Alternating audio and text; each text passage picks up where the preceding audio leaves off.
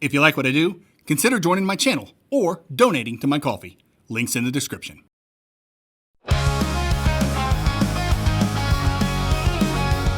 Welcome back. I'm the Metroidvania Guru, and this is the Metroidvania Quarterly Roundup.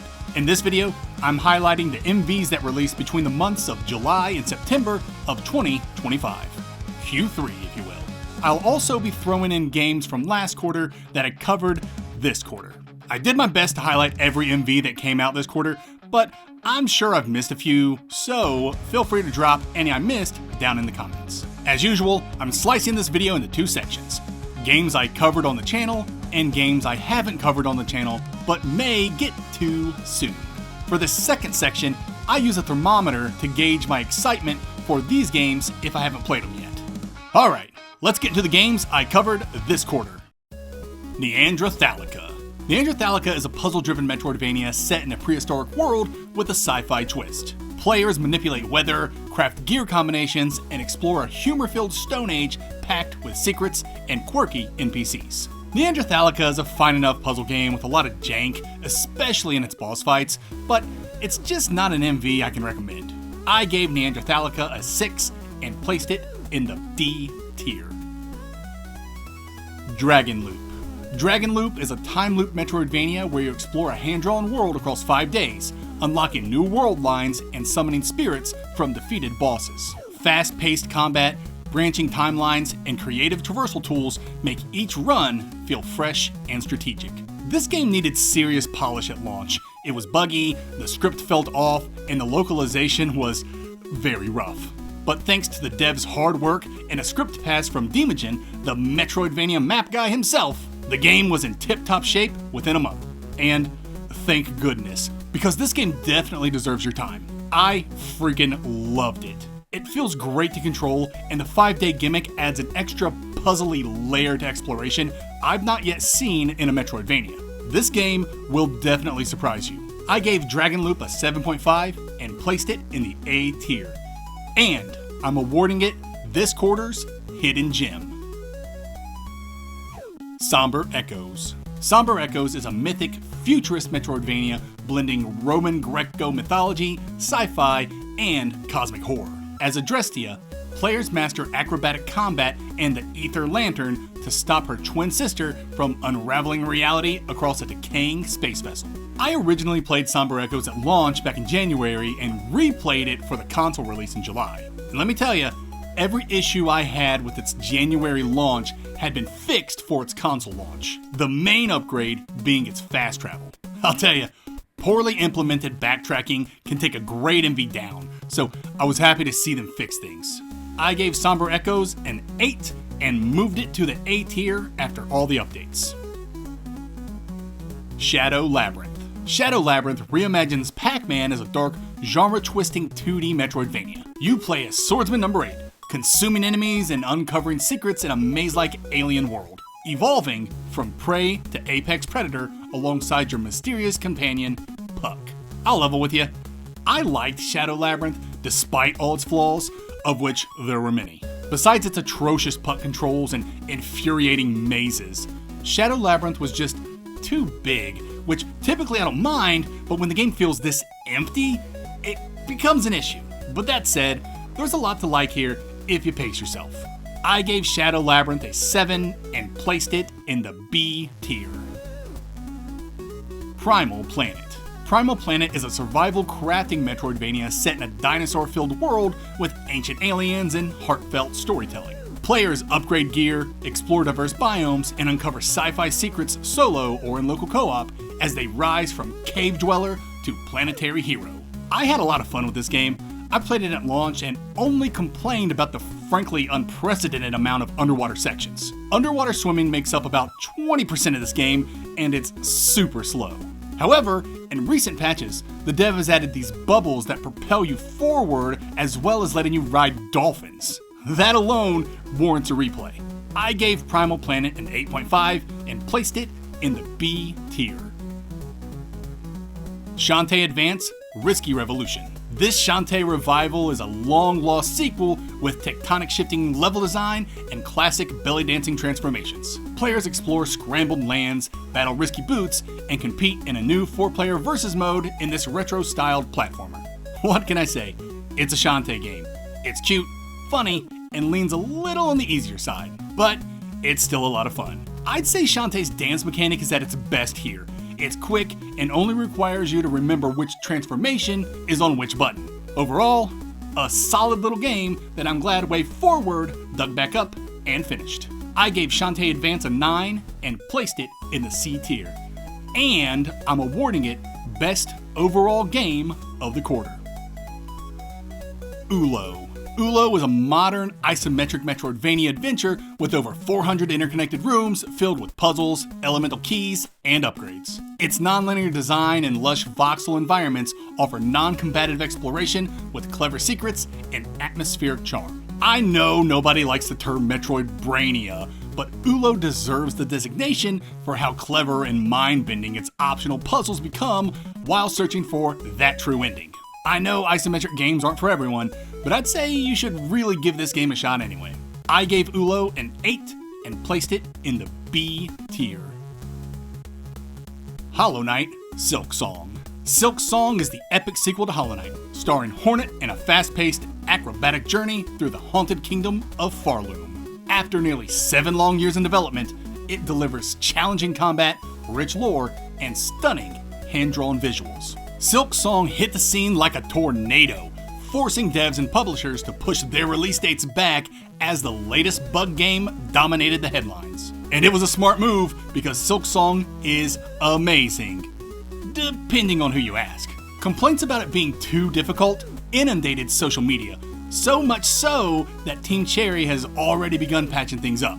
But what did I think of the game? I saw its brilliance, and I saw its flaws. And I considered the overall package to be a bit too imbalanced for your casual Metroidvania lover. I gave Silksong an 8 and placed it in the A tier. And even though I thought it was imperfect, I still think it's this quarter's best Metroidvania. Adventure of Samsara. Adventure of Samsara is a 2D Metroidvania inspired by Atari's original Adventure, featuring pixel art, cosmic lore, and interconnected biomes. As the Solar Champion, players battle mutant bosses and uncover secrets across a multiverse shaped by death, rebirth, and memory. Samsara released the exact same day as Silksong, and it paid dearly for that decision if its concurrent players' numbers have anything to say. But let's focus on the actual game. It's good. Not bad, not great, good. It does everything a competent Metroidvania should that'd make it enjoyable for a Metroidvania enjoyer, as long as they don't mind its slow combat and platforming. I gave Adventure of Samsara a 7 and placed it in the C tier. And that'll do it for the games I covered this quarter. Now, let's move on to the games that released this quarter that I haven't covered yet. Star Rift Saga. Star Rift Saga is a fast-paced sci-fi Metroidvania where you battle through alien biomes to close space rifts threatening the galaxy. Customize your build with skill chips, upgrade your outpost, and explore a sprawling world filled with secrets, upgrades, and dynamic combat. I love me a run-and-gun Metroidvania, so this looks right up my alley. I especially like all the different types of guns and the huge bosses. I have this one in my library, and I'll be playing through it soon. My excitement level for this one is sizzling. Chicken with Robot Legs. Chicken with Robot Legs is a quirky runnervania where you play a constantly moving chicken trying to escape a strange world. Discover upgrades, unlock new paths, and uncover secrets while navigating a fast-paced, always moving forward platforming adventure. An endless runner Metroidvania sounds like a terrible idea, but color me intrigued. I can't wait to see how this game works. This one's in my library, and I'll be playing through it soon. My excitement level for this one is sizzling. Jumper John. Jumper John is a bite-sized Metroidvania with a unique 30-second loop mechanic. Explore hell as a tiny devil named John, uncovering secrets, rescuing souls, and unraveling a story about the balance between good and evil.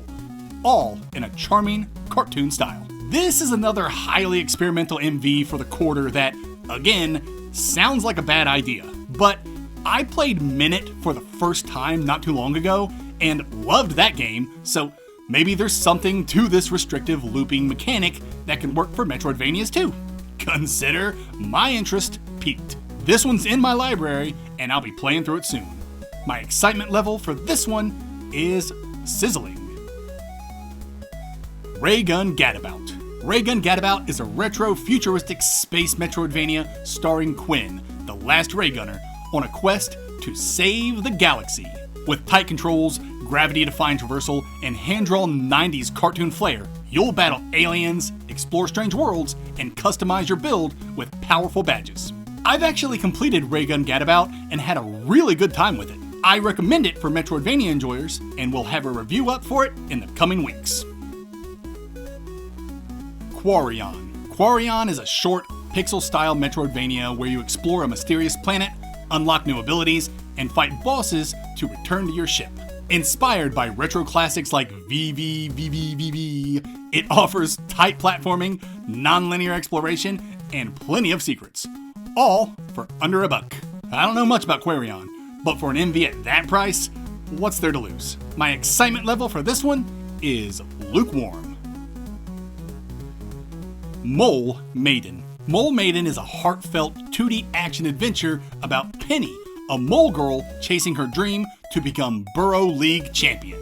With 360-degree drilling, quirky characters, and inventive boss fights, it's a replayable journey through a vibrant underground world packed with secrets and charm. I'm not entirely sure this is a Metroidvania, but it has all the MV dog whistles on its store page. 2D action-adventure, interconnected world, juicy secrets, adding tools to your ever-expanding arsenal, platforming challenges. Frankly, I'd be surprised if it weren't an MV. My excitement level for this one is simmering.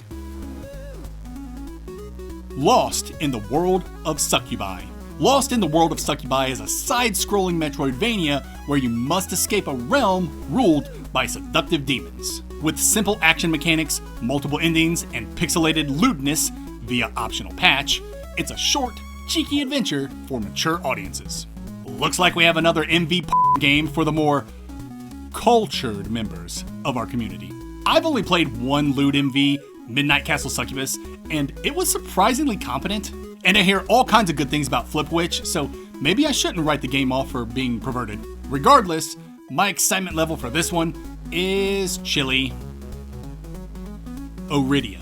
Auridia is a combat-light Metroidvania focused on platforming, secrets, and lore. Swing from ceilings, bounce off spikes, and uncover ancient artifacts to piece together the history of a forgotten civilization in a beautifully atmospheric world. This game actually looks sick. It's got that aesthetic and atmosphere that I just eat up, and its platforming looks so good. This game looks incredible. As soon as I get caught up on my other projects, Auridia will be the next game I play. My excitement level for this one is boiling. And that's everything I got for this quarter. Let me know what you played or are excited to play in the comments below. And if I missed any MVs, drop those down there too. As always, do all the YouTube things to help me out. Like, share, ring that bell, maybe share this video with a friend. Until next time, later nerds.